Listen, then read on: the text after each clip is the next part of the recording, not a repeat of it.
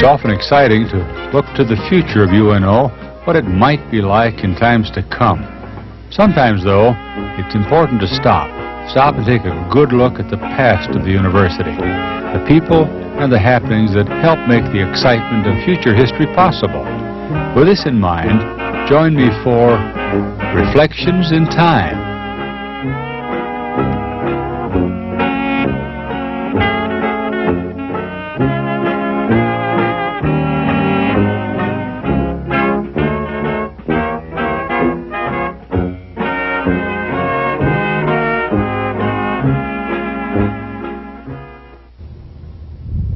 Well, it's the summer of 1985, and it's a nice, rainy, cozy day, and we're sitting in the faculty lounge in the nice new Health, Physical Education, and Recreation building here at UNO.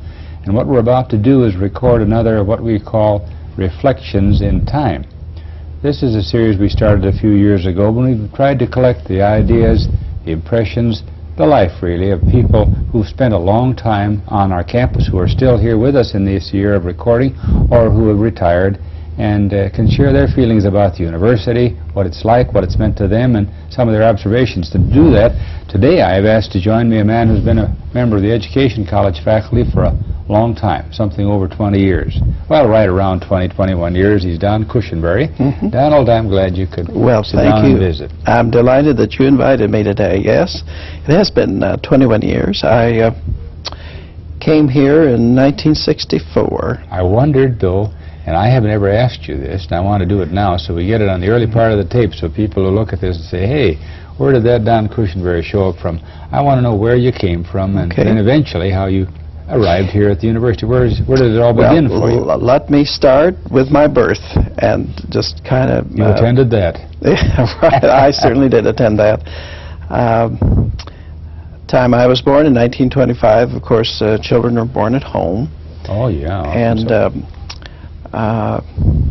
the doctor had told my parents that it would cost them $25 for the delivery. $25? You came really cheap. $25, and so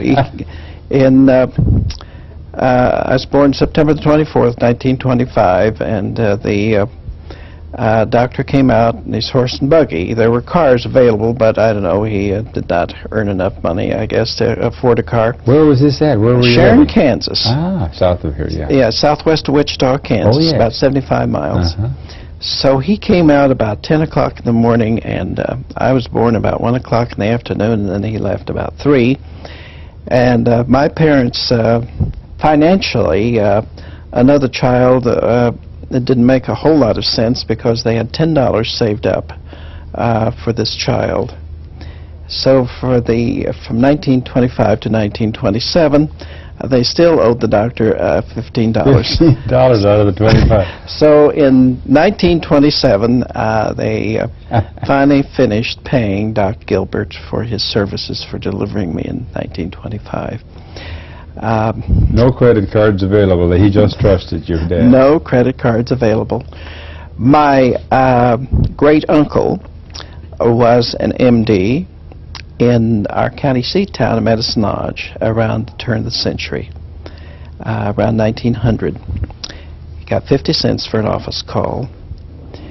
But you could buy land for about $3 an acre, and so my grandparents, my father was one of 12 children, and he invited my grandparents and their 8 children at that time to come from eastern Kansas to Medicine Lodge, where he had his office.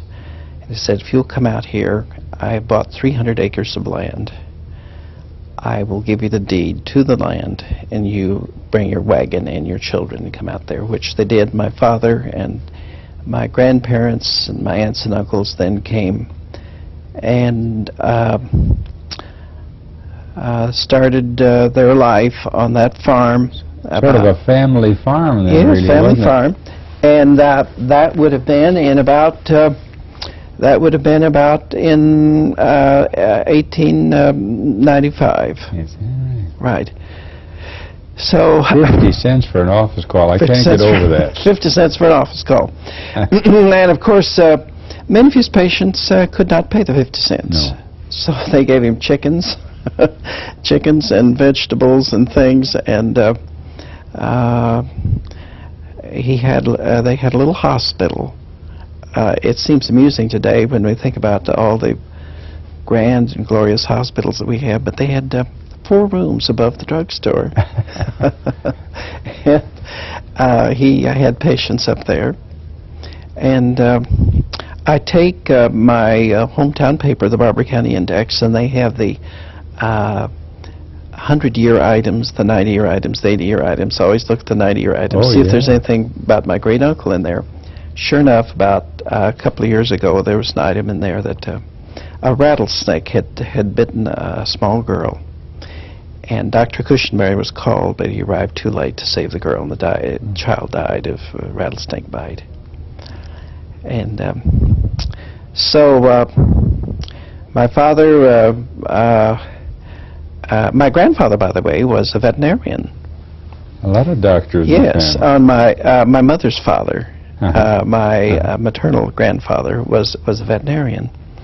Around the turn of the century, he dealt, of course, only large animals. You know, they didn't bother with pets and dogs and cats and that kind of thing. Dogs and cats, they just ran around. Nothing like that. And so we've had doctors in the family. And my father, then, though he was not a licensed veterinarian, he was a practical veterinarian because he'd learned the trade from my grandfather, continued kind of the practice and did farming besides. And I was raised during the Depression. And you remember it? Oh, I remember Depression very well. What was it like for your family there, and well, of modest means, evidently, in Kansas? We had no money. The only food that we had was the food that we raised. You know, that confirms something we used to say in Depression times, that on the farm at least you had something to eat. Is that about right? Right. We raised a large garden, and my mother did a lot of canning. And of course, we had no electricity. No. She canned, you know, with wood-burning stove. The big range in the kitchen? The big range. I remember it. And she washed on the board, heated the water in a boiler on top of this wood-burning stove. And we had very little money. We did have a hired man, because my father had rented some more land to farm, and at one time we farmed about 350 acres with horses, and he had a hired man. I remember in about 1934 that times were so bad. 2 men came to my father and says, "Cushenberry, if Gus ever quits, you let us know, we want the job." Gus went to the field at 6 o'clock in the morning, and he worked with the horses until dark. And he got $1 a day in his boarding room. And that wasn't bad money for those days. Wasn't bad money. Got $1 a day. And then we milked 18 cows by hand. And when he would get off the field, the hired man, my mother, my father, and my sister is now 68 years old. And those 4 milked those 18 cows by hand. And the hired man would come in and help milk? Right. He did not get to bed until about 10:30, 11 o'clock, and he got up at 4:30. And people, you know, $1 for all of that. 6 days a week, right? Yeah, it's 6 days a week. 6 days a week. My father was not a terribly religious person, but he would not work on Sunday. That's one thing that he would not do. So that was the environment I grew up in. You grew up in a time that was hard. Yeah. My parents didn't have money. My sister went briefly to a business school. My parents scraped up, I don't know, maybe $100 or so, and she went until she got married. She got married, I think, at 19. And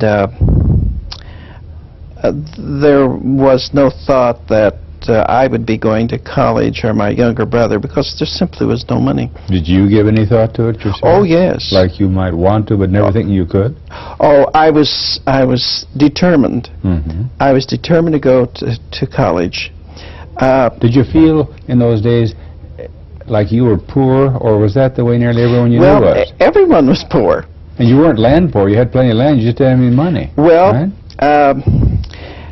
we had rented my grandmother's place.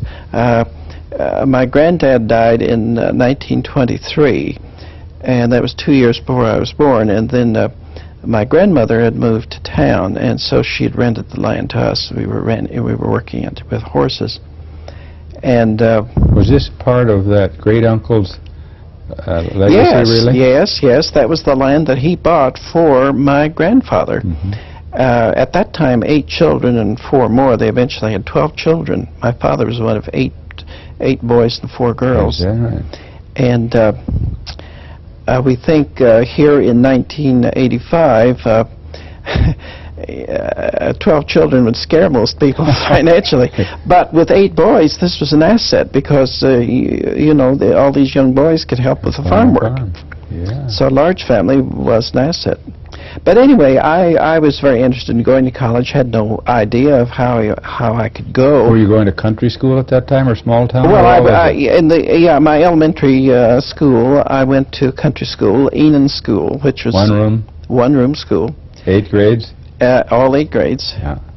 And Miss Cox was our teacher, Opal Cox, and. You remember her? Oh yes, very well. We had a big school fight one year. You mean among the students? No, among the patrons. Oh. About 1934, we had annual school meetings. Oh, yeah. And each year, it's rather interesting, each year the patrons of the school district would come to the schoolhouse, and the 3 board members would be in front, and they'd take 2 votes. One, do we want this teacher to come back next year with her present? Oh, my. Or him? And the second question is, how much are we going to pay this teacher? Well, in 1934, Miss Cox was getting $75 a month. And the school board thought that she had done a very good job and wanted to raise her salary from $75 to $80 a month, a $5 a month raise. Well, they got in a big squabble about this. In her presence? In her presence. And there were some taxpayers, some patrons, who felt that no teacher was worth $80 a month. That was certainly more than they made, and they voted it down. Oh, my. And they told Miss Cox if she wanted to stay for $75, she was welcome. But they didn't think that there wasn't anything personal, but they just didn't think any teacher was worth $80 a month. What did Miss Cox decide to do? Well, she stayed. Oh, good. She didn't have much of a choice. There weren't a lot of teaching jobs around, and so she stayed, and she got $75 a month. And boarded with one of the families that... Yes, and I earned a little money as a child.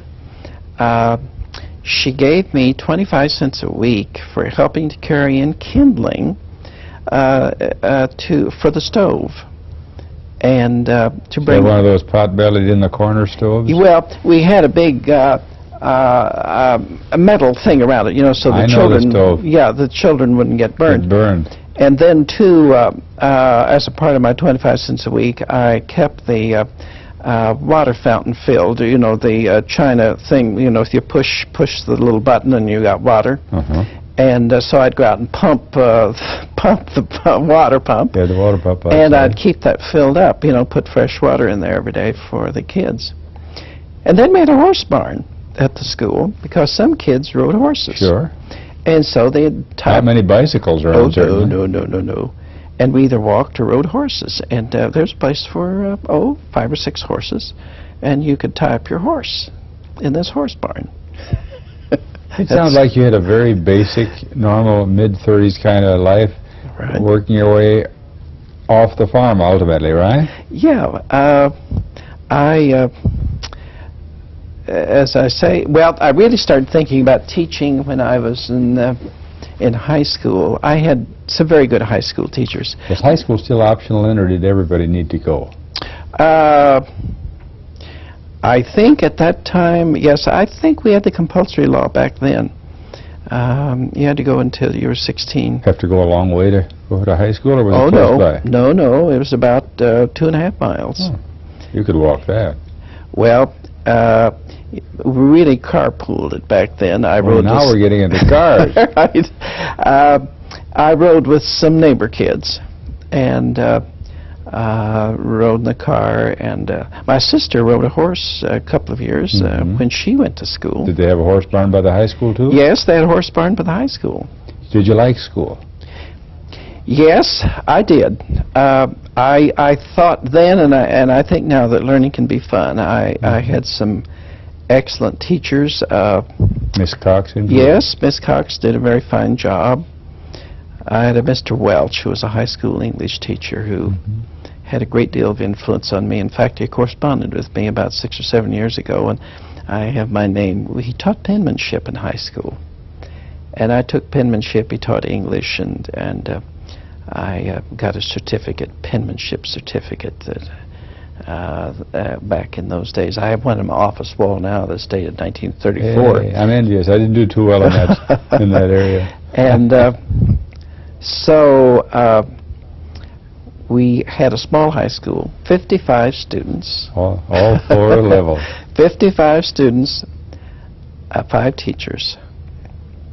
What kind of curriculum was it? What is it like? Oh gosh, it's very basic, huh? Very basic. Each teacher taught about 6 or 7 subjects, and we had very small classes, of course. And even though in all these intervening years Kansas has passed a consolidation law, that high school is still operating. Your high school? Right. Is that right? They have bucked the trend, and they've been in lawsuits 2 or 3 times about it. When I was in high school, we had 7 high schools in our county. They're down to 3 now. You know, a while ago, Don, you were talking about, you started to think about college rather seriously, I think, in high school. I wondered what caused that. You seemed to enjoy your high school life there in that school of 55 pupils. Well, I had some very good teachers. I had an aunt who taught. She was the youngest of these 12 children. And my father, who was 14 years older than my aunt, got her horse ready for the buggy so she could go teach school. And she got about $50 a month. Rather interesting, my father worked when he was about 15 or 16. It was expected that the boys would leave home and go work for someone else. And so I think he got $3 a week, and he says that some months she had to borrow money from him to finish the month because he thought she spent her money on riotous living. But I had some good teachers in high school, and I had thought about teaching for some little time. What you got to think about teaching? My mother was rather approved of my idea. My dad was greatly concerned that teachers did not earn much money, and he did not see that there was that much future. You realized all these years that he was right. Well, to some degree. But I did not want to duplicate his life as a practical veterinarian and farmer. He lived a rather relaxed life. Probably had I trained to be a veterinarian, that would have made him happier. But there's some things about veterinary medicine, I think we've covered this in another interview, that I did not like. The irregular hours. There are some things to be said about teaching, and that is that you have fairly regular hours and reasonably predictable salary. Yeah. That was not true, by the way, during the Depression days. No. Going back to Miss Cox, Yeah. sometimes she did not get her check at the end of the month. School board would give her a voucher, and she would take this to the bank, and then the bank would pay her when the taxes came in to the county treasurer. See, people were so poor, they couldn't pay the taxes. So they gave her an IOU, and we'll tell you when there's enough money to cover this check, and you can come to get your money. Well, how did she eat? You know, the Well, groceries sort of she was not married. She lived with her parents, and they kind of Oh, yeah. upped her along. And by the way, those vouchers, the bank would discount about 10%. Say if you had a voucher for $80, when you eventually got your money, you only got $72 because they kept $8 for quote-unquote handling the account. Handling charges. Yeah, as you handling say today. charges. So you didn't get the full $80, you only got $72. And, well, anyway, that's what interested me in teaching, rather regular income. And I just loved teaching.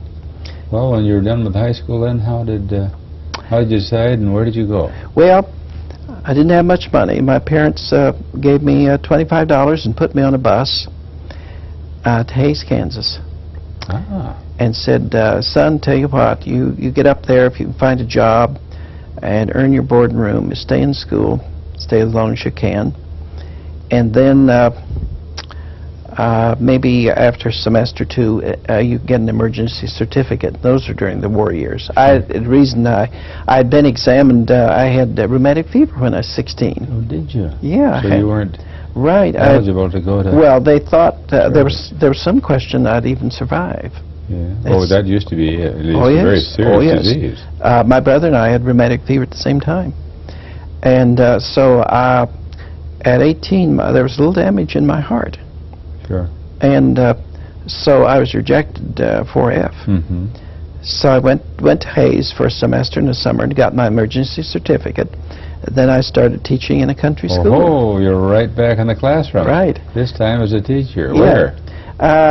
About 3 miles from the school that I attended. You're right back home again. Back home again. About 3.5 miles from where I was born and raised. A one-room? One-room school. All 8 grades? No, not all 8 grades. I had six grades, 12 children, and I got $115 a month. What? Well, now the salaries are getting better. Miss Cox never got that. No.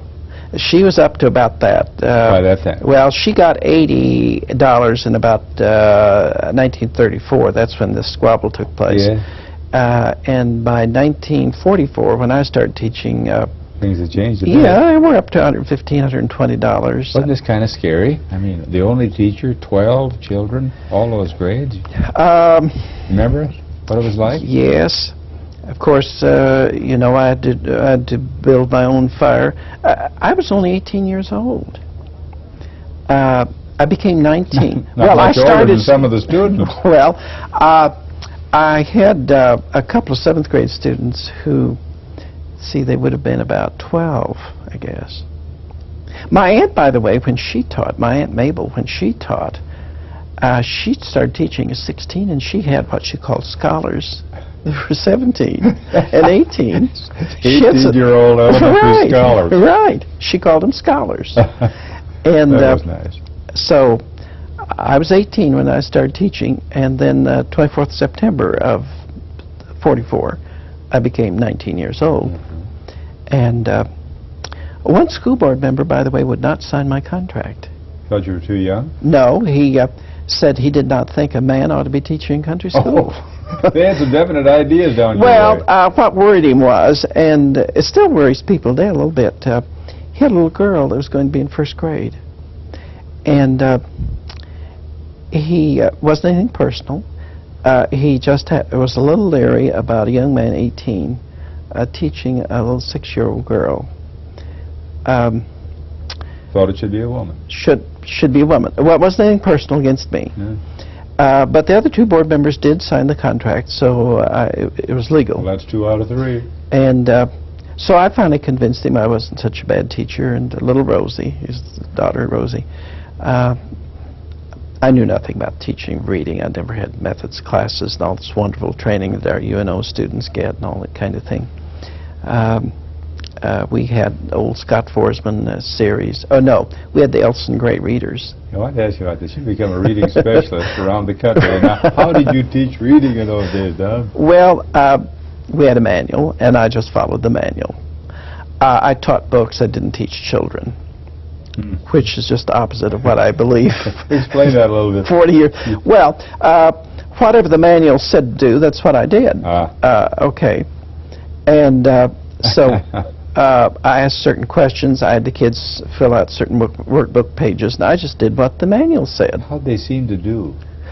Well, you know, the kids had to pass county examinations then. Oh, you had county examinations in all subjects? Oh, we had county examinations.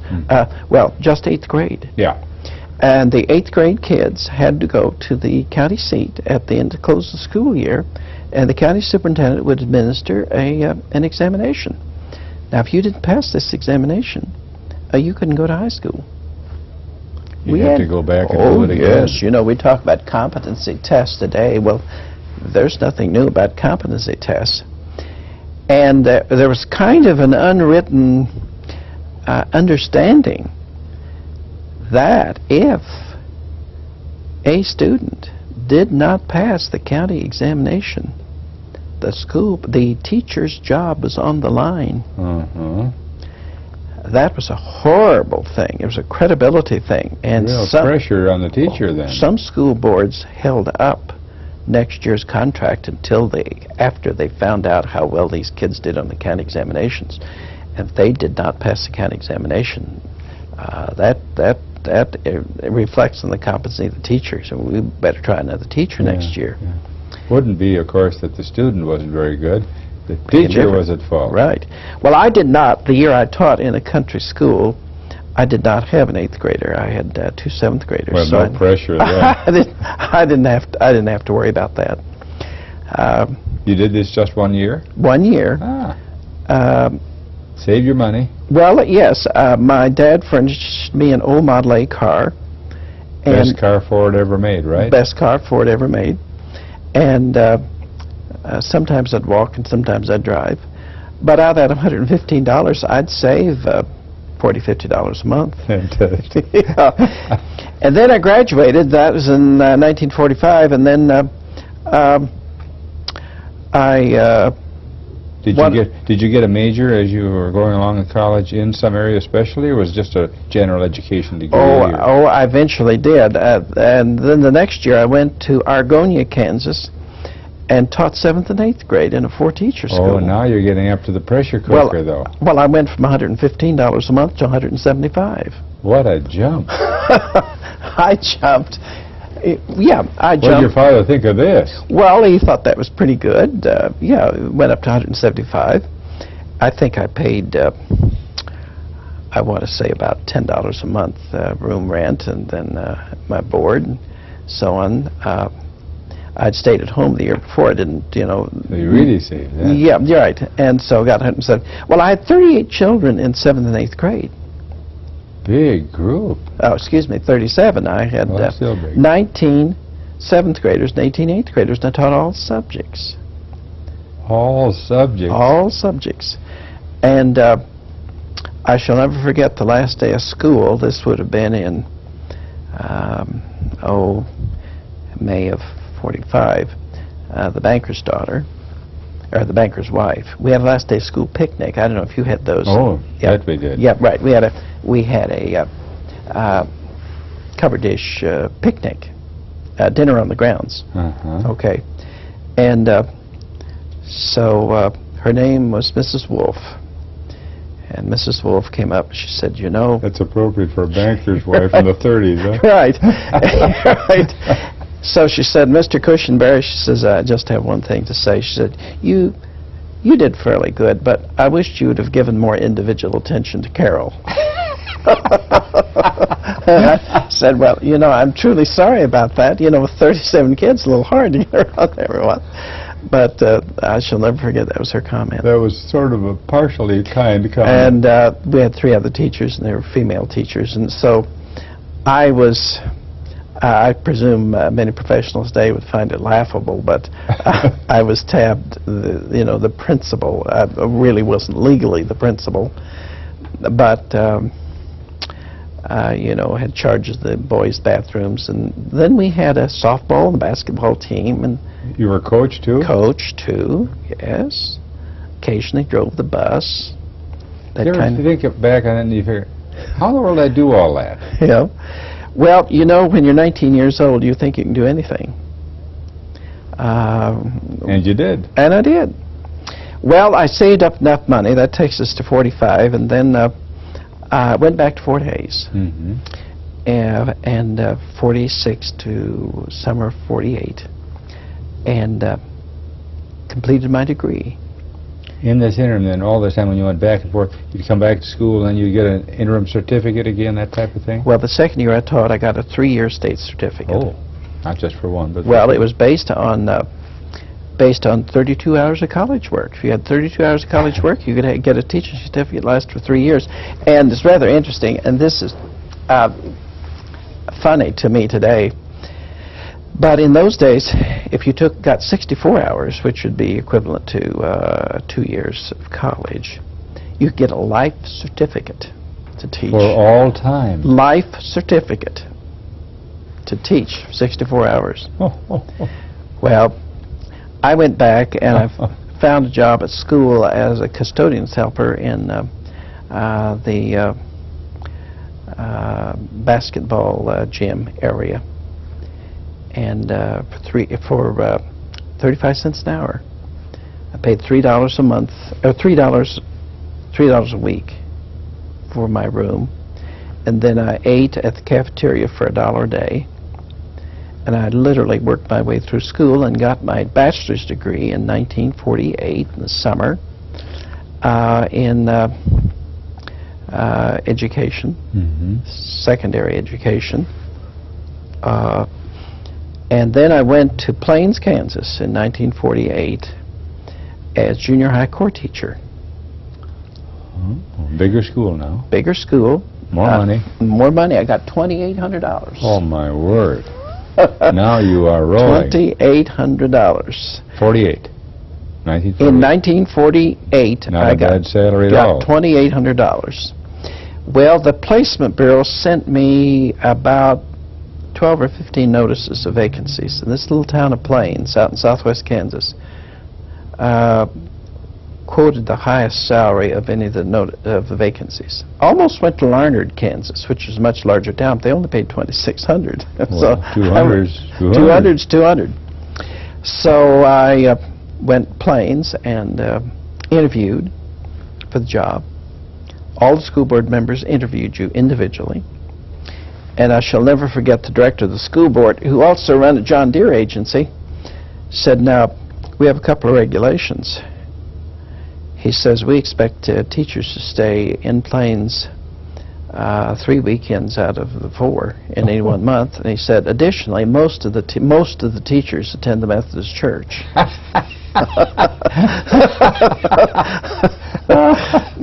Did you, how did you react to this? Well, that really didn't bother me, because at that point I belonged to the Methodist Church. Well, that's so good. That wasn't any problem for me. So I stayed there for 5 years and was elevated to elementary principal in 1951. 1950, I had a championship basketball team. Still coaching. I was coaching. I had a junior high basketball team, and we won 20 out of 21 games. Wow. 20 out of 20. Now I know why you enjoy sports so much in 1983 through 85 or so when I see at the game. Right. We had a 20-1 record. And then I thought I wanted to go into administration, and so I did. Well, now, Don, you'd been doing all these things. Coaching, teaching, driving the bus, everything practically. Right. But Didn't you mention administration a moment ago? Yeah. You did. Yep. On the end of the last tape, right? Right. Okay. In 1951, the middle of the school year, the elementary principal resigned and left. And so the school board asked me if I would like to be the elementary principal, move from junior high core to being elementary principal. I told them yes, I would like this very much, because I couldn't see myself being a junior high core teacher the rest of my life, and this presented a professional opportunity, which I did. Then the summer of 51, August of 51, my wife and I were married. Oh, you found time with all of this to Right. find a girl. Right. And we met through some mutual friends, and we were married August the 10th, 1951. Mm-hmm. And then I remained on a couple more years as elementary principal. We had our first child in... Now you had added responsibility. Right. Then in September of 1952, we had our first child, who's living in Omaha, is married and lives in Omaha now, Barb. Uh-huh. And she's 30, will soon be 33 years old. And then in 1955, I stayed there from 48 to 55. In 55, I went to Anthony, Kansas as junior high school principal. We had a rather interesting arrangement in Anthony. That was south of Wichita, about 60 miles, southwest of Wichita, about 60 miles, 55 miles. We had 3 schools in the city, elementary school, kindergarten through 4th, the middle school, 5th through 8th, and then the high school. And I was the junior high principal there for 2 years, from 53 to 55.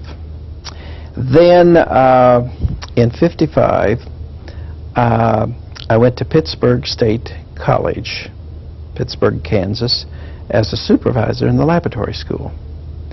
Taught 6th grade and was a supervisor and had student teachers and taught elementary reading methods. That's the lab school attached to the school for training purposes for teachers. The Horseman Lab School at Pittsburgh State. And I was there from 55 to 61. Meantime, we had added another child in 56, Donna. And then I took a sabbatical leave in 61 to go to the University of Missouri to work on my doctorate in reading.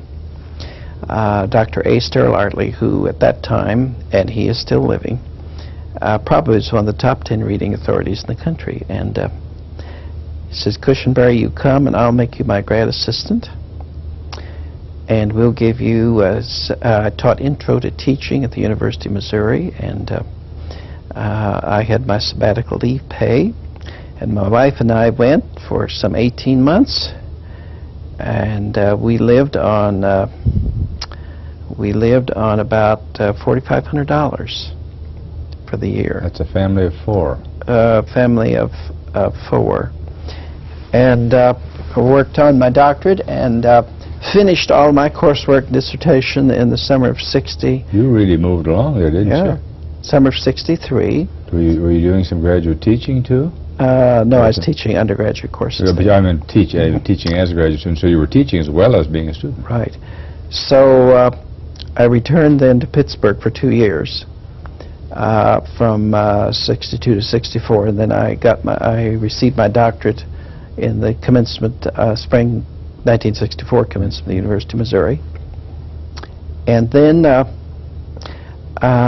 my advisor said, Cushenberry, he says, you're in a small college. You need to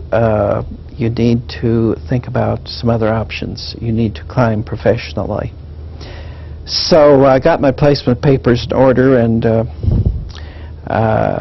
Dr. Frank Gorman, Dean of Education at the University of Omaha, contacted me in 1960. I'm wondering how you heard about us. Well, he contacted me in November of 63, Dean Gorman, and invited me up for an interview, and he and Dr. Bale and various people interviewed me, and they liked me and offered me a job in November of 63.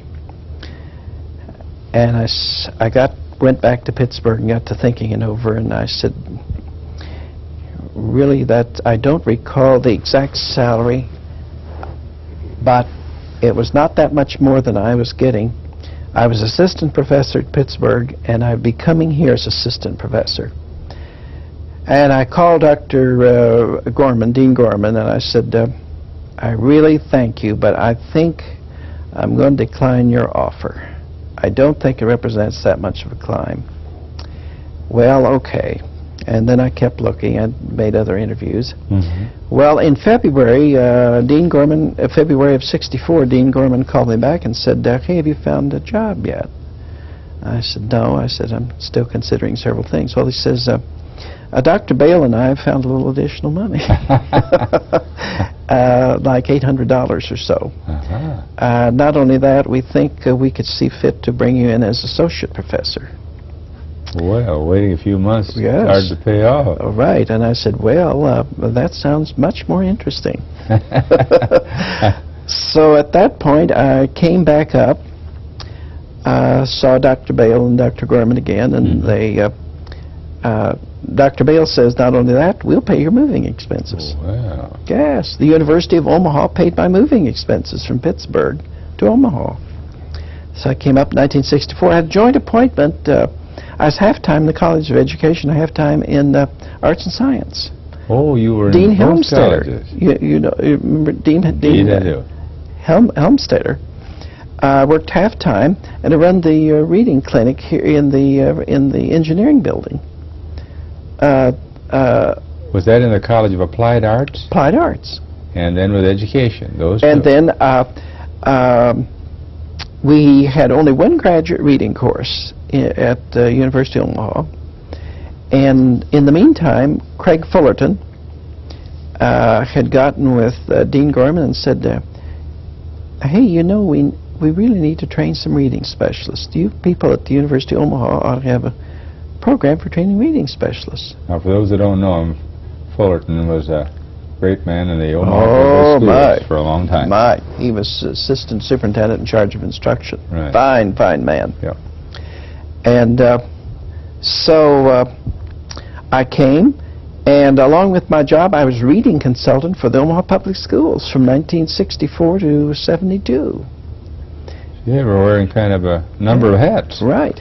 And along the way, then I built reading courses and started the program for reading specialists. If you can remember this may be an unfair question, but you came and you had an interview and then you came back finally to stay. Yeah. What were your first impressions of this university?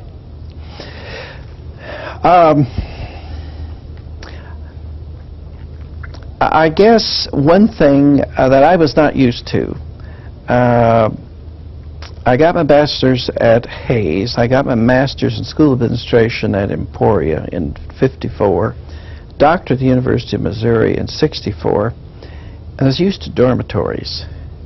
I was used to a type of campus life that was that University of Omaha did not have. Right. In the meantime, while we were considering coming to Omaha, my wife and I, of course, passed this over with a number of our close friends. Should we move to Omaha? And I might say here in 1985 that not a single one advocated that we come up here. They were all small town oriented, and they said, Omaha is a big town. It's much colder. It's a big city. You're a small town kid. Pittsburgh's, I don't know, about 25,000. It's about the same as it was when I was there. It's maybe grown a little bit. And really, you know, you've lived here 9 years. You have a home. All your friends are here, and really, we cannot encourage you to go up there. But you did it. But I did it. Did you find that they were right for a while? Were you kind of homesick for the small town life? A little bit. This institution, as compared to the institution that I came from, has grown tremendously. And of course, when we merged with the University of Nebraska in 1968, it really made this institution. And from the University of Omaha that I knew in 1964 and the University of Nebraska at Omaha that I know in 1985, I did not envision in '64 when I arrived that we would ever have an institution like we have today. Interesting of you to say that, because I wanted to ask you a little about how things were. You mentioned some of the things you began. Right. Was the College of Education as such that you were at least partially in, kind of small then in comparative way and limited course offerings? Oh, yes. I was in the Department of Special Education, and we only had three professors in all of special education. How many do you have now? Oh, special ed and counseling, of course, is combined. I don't know, they must have a dozen or 14 people now. But it's a much larger department. One thing I never asked you along the way, and we could insert it almost anywhere, and I'll put it here. You seem to zero in finally with all your educational experience and study and teaching and administrative work on reading. Yes. Any good reason why that came about? I discovered very early in life, I discovered that first year, and I taught in a country school, that reading is the core to learning. We learn so much from reading, and yet kids have difficulty reading and remembering things. And I thought that if I could study, and if I could read, and if I could help children and help teachers of children to come to grips better with this, what I think to be a very central role of a teacher, that would be useful and helpful. Have you found that so? I found that so. We've not solved all the problems. Here we are in 1985, and we have, embarrassingly, I say, 30 million functionally illiterate adults. 30 million? Yes. We have in the Omaha area right now about 8,000 functionally illiterate adults. Define that term. Does that Someone mean they who can't is- read anything? No, it's someone who is over the age of 18 who has less than a 6th grade reading ability, and they have real difficulty with everyday reading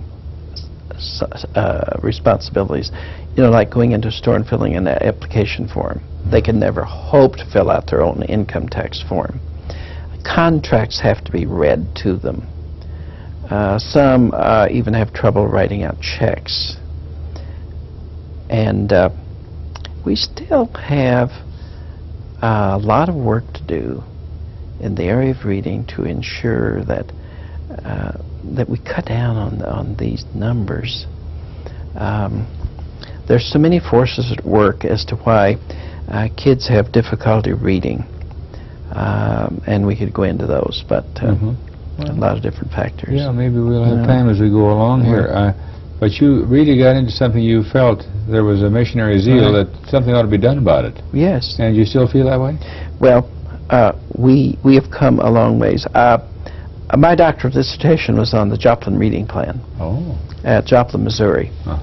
And if I do say so, my dissertation, my research was quoted in at least 4 Referee Journal articles. I did one of the pioneer studies in the Joplin reading plan, which grouped children according to ability rather than grade level. Oh yeah, if you were in the 6th grade but you were reading at 4th grade level, during the reading period you'd go to the teacher teaching 4th grade level reading. Therefore you were only in the same room with kids who had similar abilities. And an article appeared in the Elementary School Journal in 1966. I authored an article. Rather prestigious journal, still is hard to get into. They have a rejection rate of around 90% or so. Right. But I was able to get into I've been able to get into science, but I was able to get into in 1966. And we know more here in 1985 about reading than we've ever known before. Of course, there are many other ways of learning things besides reading. But reading will remain from now and forever still a tool, one of the primary tools for gathering information. You know, the interesting thing, you talk about television, you talk about computers, you talk about things, you have to have an electrical outlet. Yeah.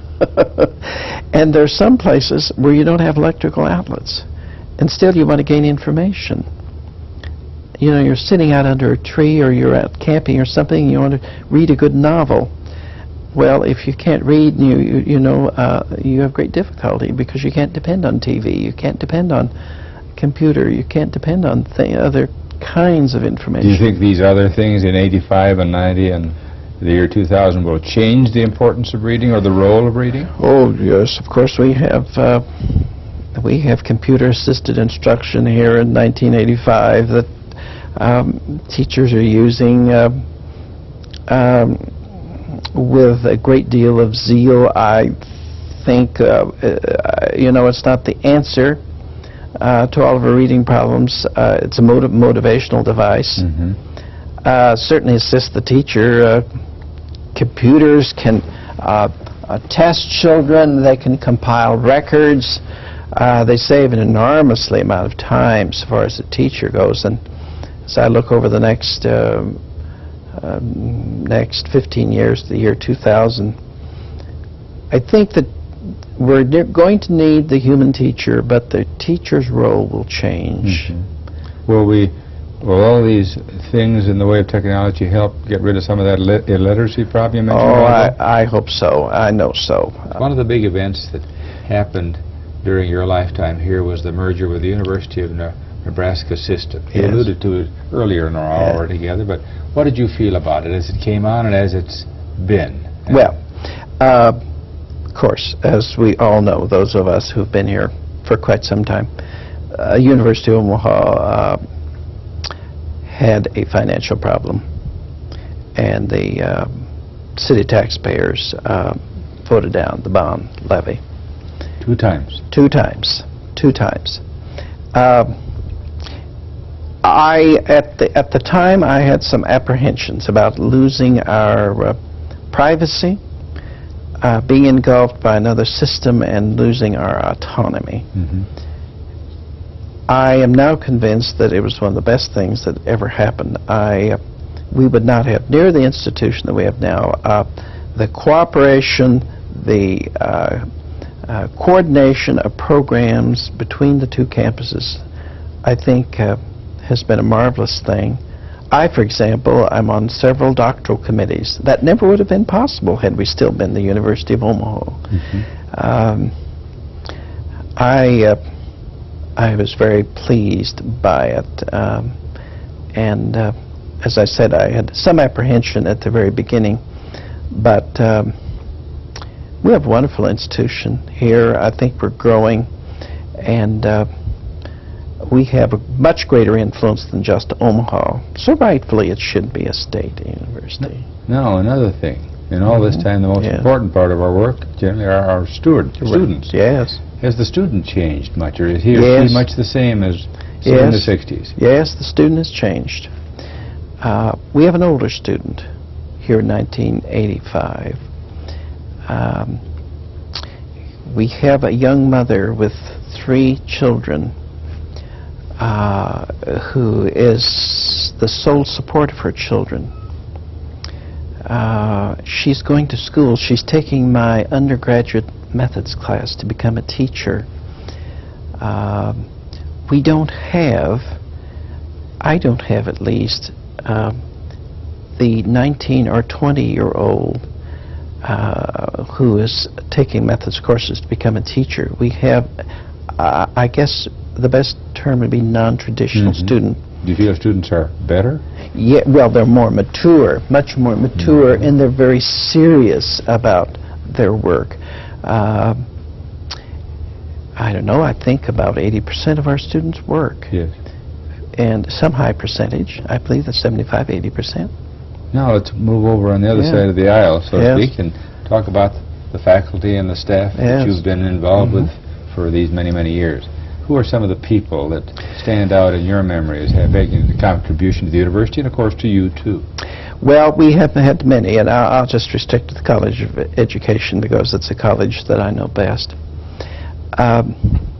We had a very wonderful dean from 1974 to 1978 in our college, Dean Ed Donazga. I was chairman of the search committee that brought Ed here. He stands out in my mind as one of the outstanding deans that we've ever had. He was a good public relations man, new field of education, developed our core curriculum. I was very saddened 2 years ago when Ed passed away Yes. of cancer of the pancreas, Yes. age 56. Joe Dunn stands out in my mind. And all smile pleasantly when we remember Joe Right. Dunn. Joe Dunn was a very revered teacher. He taught intro to research and taught human growth and learning. Students loved him. He was very practical with students, a very practical man. He too is now deceased, died suddenly. But when you mention the word Joe Dunn, people think of very pleasant thoughts. He got along very well with his students. He's a fantastic teacher. Those are two that really stand out in my mind as. And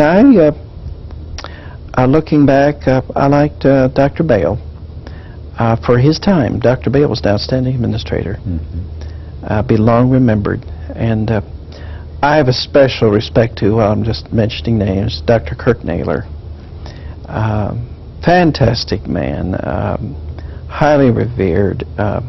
He was Chancellor of the University of Nebraska at Omaha in 1971 when I won the Great Teacher Award. Yes, especially fond remembrance. Right. Got a cashier's check for $1,000. Did you think then of that early starting wage that you had a long time ago? $1,000, and I shall never forget that time and the fine relationship that I had with him. There are a lot of people that I could have mentioned. But we've had a lot of outstanding professors, and I hope through these 21 years that I've contributed some things. And one thing I've heard you say, learning can be fun. yes, Do you still maintain that so? learning has to be fun. Learning can be fun, and the key ingredient is the teacher. We have our schedule of classes each fall, each spring, each summer. Whether a course is interesting or not is entirely dependent upon the teacher. Tell me who the teacher is, and I'll tell you whether that course is going to be any good or not. That's really what it boils down to. And I don't mind being evaluated by my students. I do the very best that I can. And I've had many fine students through the years, and I've enjoyed them all. And well, and I want to say I have enjoyed, and we've enjoyed, that I've had a chance to see this tape, your reflections on your time and your life, and I appreciate your coming and joining me today. Right. Glad to be here. We've been visiting with Dr. Donald Cushenberry, and his Reflections in Time segment is a part of our history of our University of Nebraska at Omaha, University of Omaha, and his Reflections in Time.